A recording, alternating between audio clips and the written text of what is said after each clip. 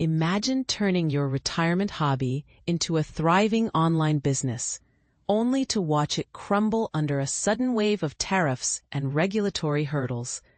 That's the reality for countless Etsy sellers like Doris Kochenek, a Canadian artisan who crafts walnut candle holders and home goods from her Ottawa basement.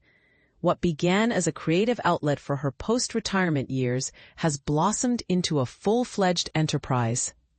Until the U.S. government's abrupt changes to trade rules threw everything into chaos.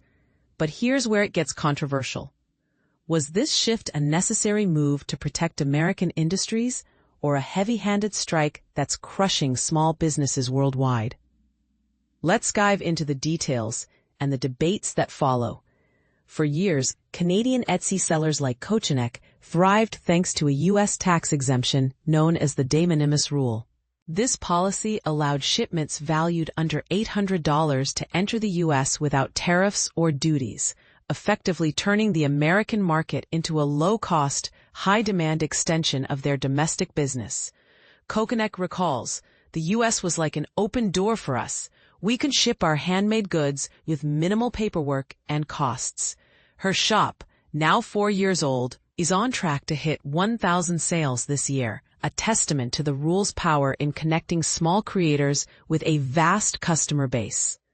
But President Trump's decision to eliminate the de minimis decision rule and replace it with higher tariffs has upended this dynamic. Suddenly, Canadian sellers face 35% tariffs on items like jewelry and decorative crafts, forcing them to navigate a maze of paperwork to qualify for exemptions under the U.S. Mexico-Canada Agreement, USMCA. It's an absolute nightmare, Kochenek admits, describing the labyrinth of forms required to prove her material's origin. Even those who succeed face delays and uncertainty, while others, particularly sellers using imported fabrics or yarn, risk seeing their businesses collapse entirely. The ripple effects extend beyond Canada.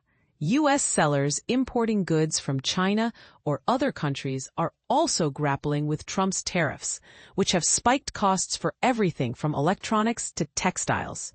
Meanwhile, American consumers are discovering a new reality: unexpected duties on international purchases. Reddit threads are exploding with stories of shoppers shocked by $100 plus tariffs on $100 items, a direct consequence of the rule's end. No one knew about de minimis, says Sean Henry, CEO of a logistics firm. But now, people are waking up to the fact that their $20 candle holder might actually cost $50. And this is the part most people miss. The U.S. was an outlier in this system. Unlike most countries, which rely on value-added taxes, VAT, to fund their budgets, the U.S. historically avoided high tariffs and national sales taxes.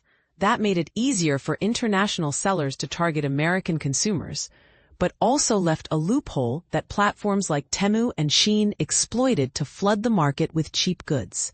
Now, with the de minimis rule gone, the playing field is shifting. Economists warn that transaction volumes from high-tariff countries like China could drop by 50% or more, while online shopping trends may pivot toward local or regional sellers who can navigate the new rules.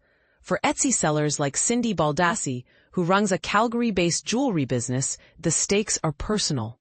"The U.S. was our easiest market," she explains. "We didn't have to stress about customs fees or paperwork. Now, it's a daily battle." Baldassi adds that many of her peers are full-time entrepreneurs whose families rely on their online sales. Some people's spouses quit their jobs to help run these businesses. This isn't just a hobby, it's their livelihood. The debate isn't just about economics. It's about fairness. Are these tariffs a necessary shield for American manufacturing, or a blunt instrument that's crushing the livelihoods of global artisans? And what about the consumers? Should they bear the brunt of these changes through higher prices? As legal challenges to Trump's tariffs wind through the Supreme Court, one thing is clear: the retail world is in flux. Will small businesses adapt and survive, or will they become casualties of a trade war they never asked for? We'd love to hear your thoughts. Do you believe these tariffs are justified, or are they hurting more than they help? Share your perspective in the comments below.